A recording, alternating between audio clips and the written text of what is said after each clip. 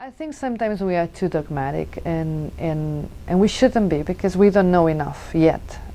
Maybe we shouldn't be dogmatic ever, but given what we know, it's not warranted, because we haven't advanced in knowledge in this aspect as much as we probably need in terms of having sound policy.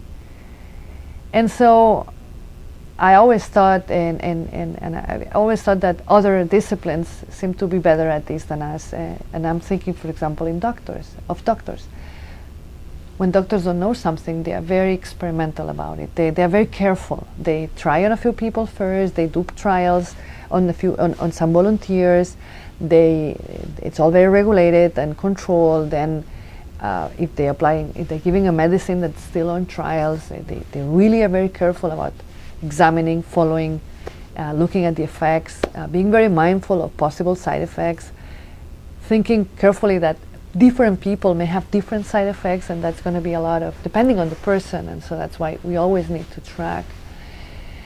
And in general, they're going to be very trial and error type of approach, and I think we could benefit from that. If we are doing policy, and countries are implementing policies for which possible side effects are in order, at least in terms of a possibility, I think we should be mindful, not think that just because we write a new law everything is going to be great, or everything is going to be hell.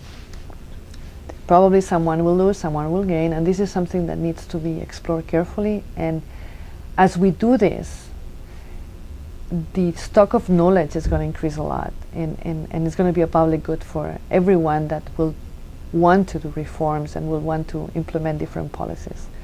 And right now I think we tend to have our strong ideas in favor of against, then things happen and then nobody bothers in sort of tracking the patient over time. So if we followed a little more like we really don't know enough and we need to follow more approach, I think we would learn more and design and implement better policy.